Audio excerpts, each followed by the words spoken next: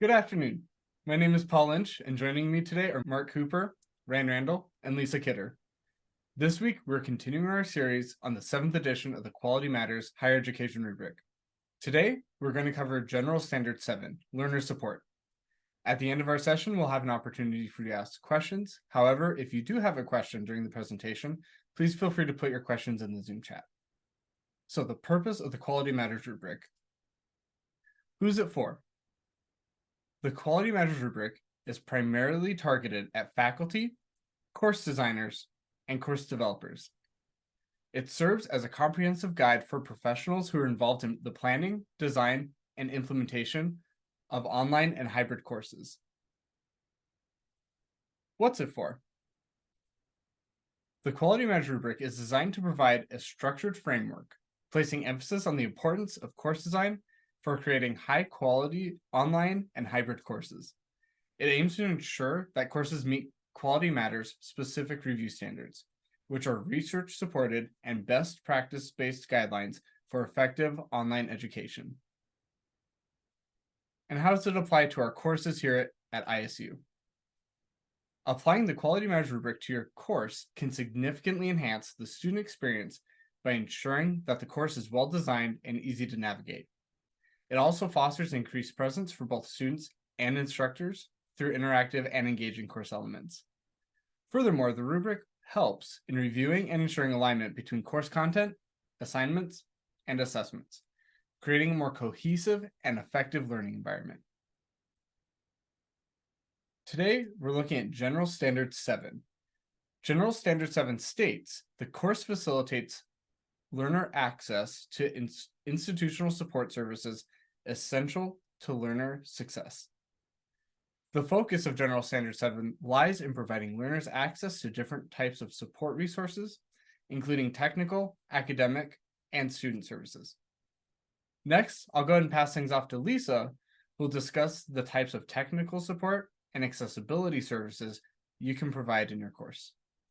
Thank you, Paul. So starting off with Specific Review Standard 7.1, it states that the course instructions articulate or link to a description of the technical support offered and how to obtain it. So notice that there's two parts in here. And at ISU, the main support for technical issues for students is the ISU Service Desk. So here is an example of a possible syllabus statement that articulates what's available, and you'll notice that the list provides 3 different ways that the students can access that help. There's other ways as well, but here's 3 possible ways for students to access technical help as related to ISU systems, Moodle, all of the ISU supported materials. As you consider your course, that statement is for the ISU supported technical tools, but you might have selected some other technologies. You might have some publisher tools. You might have Top Hat or GoReact or Alex. And if you have those items in your course, providing information on students on what type of support is available and how to obtain that also needs to be added into your syllabus. For those of you that are using online proctoring, part of the process that requests online proctoring here at the ITRC, we do put those instructions in the student guides that are placed into your course when we add those online proctoring tools. So you can take a look at those in your course if that's a tool that you use. Specific Review Standard 7.2 is similar in looking at accessibility. So again, we're linking or articulate information on accessibility policies and accommodation services. Many of us are familiar with accommodation services and have a statement in their syllabus.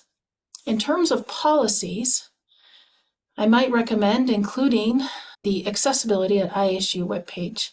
You'll notice it says policy right up there in the header. This is a resource for the entire ISU community, the campus-wide, and you can go and look there and read about the policies that guide us as we strive to put accessibility in all of our courses and in all of the things that we create and produce. And below this screenshot, there's a number of links to help and guide you through that process. So this is that kind of policy side that we often forget about. And most of us are familiar with a statement like this. You'll notice in here we have a statement. I focused on accessibility to be a little bit more proactive. This is an example statement, and there is a link to disability services there that will take them to the main page. There's the accessibility, and this is specifically to disability services, which supports students in requesting an accommodation. In addition to that main website, you may not know that all 4 of the ISU campuses have an office.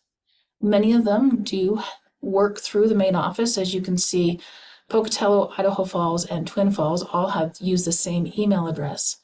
But if you have students who are on the Meridian campus, it would be helpful for them to know that there is a specific disability services in Meridian email. There's an office, there's people that they can talk to and go and visit at all 4 of those campuses. So this is something else you might want to go further in depth to provide not only the information that accommodations are available, and we have policies that govern that, but we also have places, and here's all the ways that you can access those services. Next, Ryan's going to talk about specific review standards 7.3. Great. Thanks, Lisa. I forgot a page. At the top of Moodle, we also have links to disability services and technical support. Here we also have a quick help icon. So we've put those in Moodle to help you. That's to help you as well. Now we'll go to Ryan. Great. Thanks, Lisa. So specific review standard 7.3 reads in full: course instructions articulate or link to the institution's academic support services and resources that can help learners succeed in the course.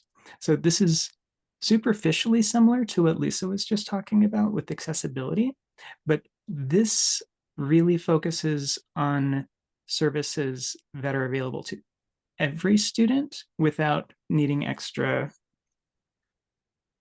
paperwork or provision access. And this really focuses on the resources that are germane to the topic of the course, to the substance of the course. Some examples of those would be services and resources that include things like library resources, testing services, or tutoring, writing, and math centers. In your course, you could include links to these services, along with descriptions of how to get access, such as you might say, this is how to actually access the library resources or how to make tutoring appointments. Ideally, you could even include a link. How to contact relevant people, such as your specific discipline's librarian, the locations of the library, or some of the other online resources and hours. And you could also, as I was saying, include the links to tutorials or guides that we offer here on campus. So for instance, tutoring has writing resources. So they have extensive resources on brainstorming and revising that whole process, as well as sources on citation from an author's perspective. The library also has a LibGuide on citing sources that's from a librarian perspective. So both of those would be very useful for you to include. And up next, Mark will tell us more about specific review standard 7.4, which again is superficially similar, but he has some important distinctions. So pay close attention to the differences. Thank you, Ryan. Okay, specific review standard 7.4 is course instructions articulate or link to the institution's student services and resources that can help learners succeed. So as specific review standard 7.3 talked about the academic supports, 7.4 talks about the student support services. And those support services could include, but are not limited to, advising, registration, financial aid, student and campus life, and career services, and many more. For specific review standard 7.4, you want to include a description of the services and information on how to obtain them. So you can include an email, a phone number, a fax number, any contact you want to list with the support service. And then finally, you want to provide guidance on how learners obtain a particular support. So example, how and when to meet with your academic advisor. And finally, provide links to each of the student support services, direct links to their website so that students can easily access them at their, they can easily access them. Let's talk about how you can learn more. The Quality Plus programs. ISU's Quality Plus program is a program that focuses on instructor professional development and quality assurance. And its goal is to increase faculty knowledge and skills with online teaching, as well as faculty knowledge, skills, and ability in developing online courses with the overall goal of creating quality courses at ISU. And if you'd like to learn more about that, you can go to our website, simply scan the code here, or you can go to www.isu.edu. And finally, if you want to continue to learn more about the ITRC, you can access our library of Tiger Tracks articles, which are step-by-step guides to walk you through some functions in Moodle, as well as some other educational technology. You can access our ITRC video library, where we house all of our Wednesday webinars. If you would like to meet with somebody in the ITRC, you can contact us by email or by phone at 208-282-5880, or simply come down to the Bowler Library. We're in the basement in room B17. And so be on the lookout for future Wednesday webinars. And next Wednesday, we will be going into some of the features of Zoom. You can find these in the Idaho State Today, as well as the ISU events calendar. I want to thank you so much for joining us today, and we hope you have a wonderful day.